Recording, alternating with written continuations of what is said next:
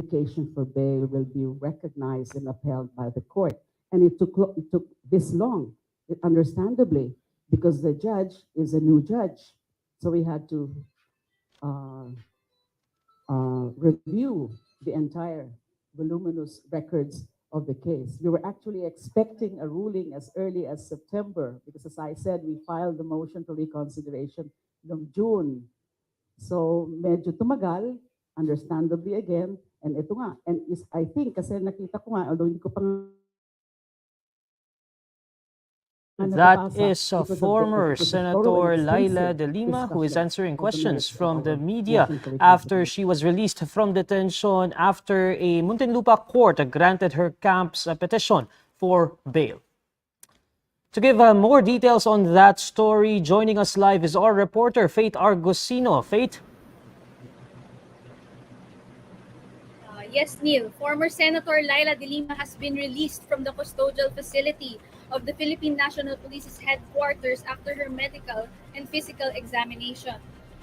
Before her mandatory examination, De Lima greeted media members around 4:30 p.m. as she inched closer to her freedom.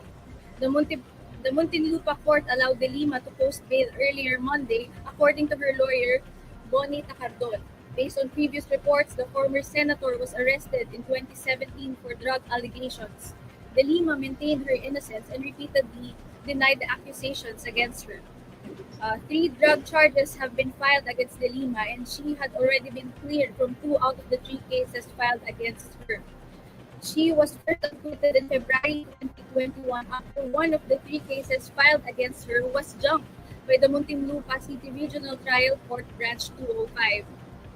Last May 12, the Muntinlupa RTC Branch 204 likewise cleared both De Lima and her former aide Ronnie Dayan on charges related to the illegal drug trade.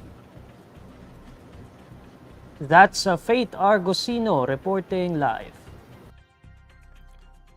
While stressing that justice came delayed for former Senator Leila De Lima, several lawmakers welcome a Muntinlupa court's decision to grant her petition for bail, which eventually led to her freedom. In a statement, Senator Grace Poe says it is unjust for someone to remain in prison for such a long time due to the slow judicial system, noting De Lima's 7-year of detention. For his part, Senate Minority Leader Coco Pimentel congratulates De Lima and her legal team. Senator Bato de la Rosa says he respects court's decision as he always observes separation of powers. Senator Risa Ontiveros says the granting of bail for De Lima is vindication for the former senator and the whole opposition. Sobrang laking vindication ito para kay Sen. Leila o para sa buong oposisyon.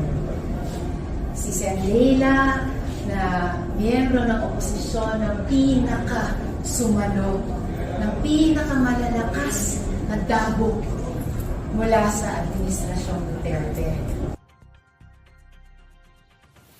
For Albay 1st District Representative Edsel Lagman, justice delayed is justice denied. But he says justice finally secured is justice redeemed, adding that De Lima's belated grant of bail is a prelude to her exoneration.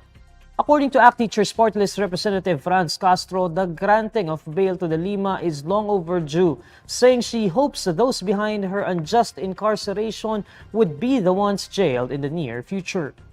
Meanwhile, former Vice President Leni Robredo says there is no basis to the accusations against De Lima, who she says fearlessly stood for what is right. The Muntinlupa City Regional Trial Court granted De Lima's bail plea for her remaining drug case on Monday. The Philippine Coast Guard says the reason why civilians supply boats instead of Navy vessels are used in resupply missions to BRP Sierra Madre is to avoid provoking China or any other claimant state in the West Philippine Sea.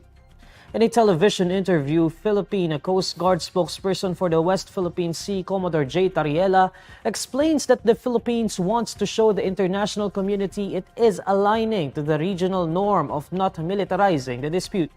He adds that the country wants to prevent escalating tensions in the West Philippine Sea and avoid provoking China.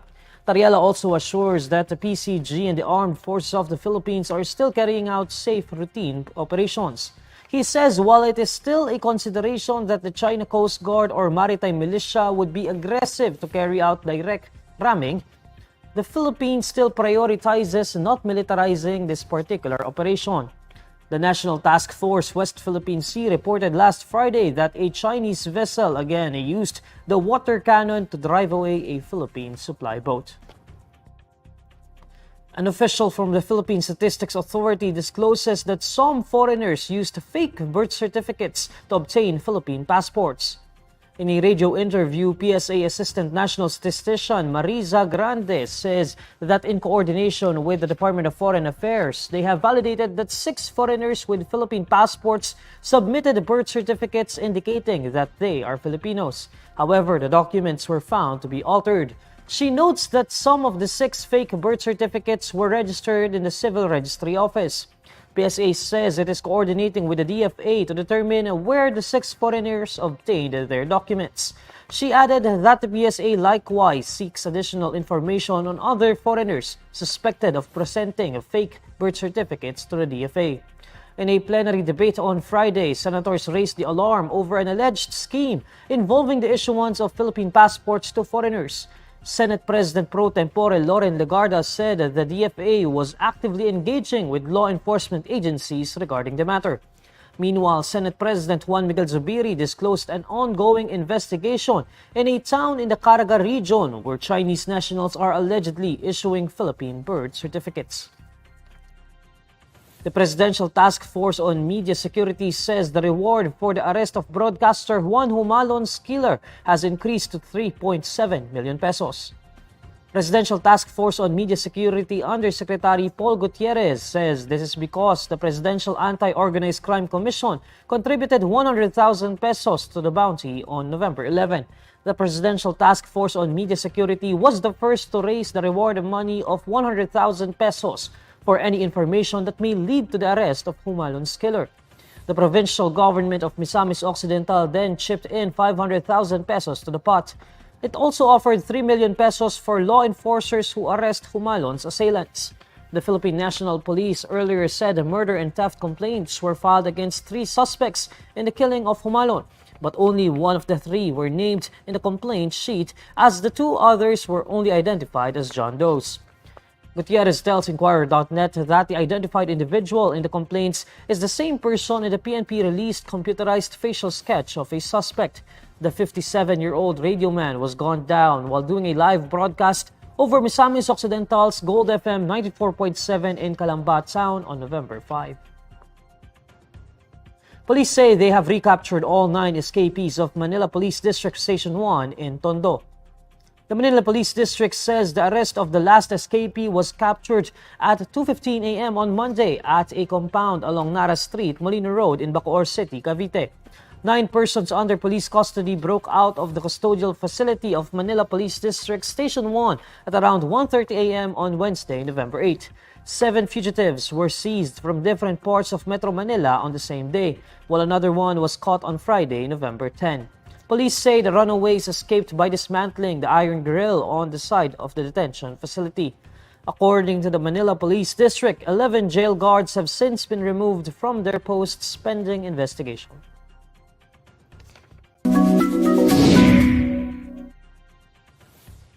Alamin naman natin ang mainit na balita sa mundo ng showbiz. Narito ang report ni Irvin Santiago. Sorry na lang sa mga loyal fans ng kapamilya actress na si Angel Locsin dahil mukhang hindi pa niya mapagbibigyan ang inyong hiling na magbalik na siya sa showbiz. Nakachikahan namin ng isa sa mga BFF ni Angel na si Dimples Romana kamakailan at nagbigay nga siya ng kaunting detalye tungkol sa nangyayari ngayon sa kanyang friendship. Ilang taon na ring hindi nakikita at napapanood ng publiko si Angel matapos itong magdesisyon na mag-focus muna sa kanyang married life kasama syempre ang husband niyang si Neil Arce. Kinumusta namin kay Dimples ang pelikulang dapat sana'y gagawin nila bago magpandemya.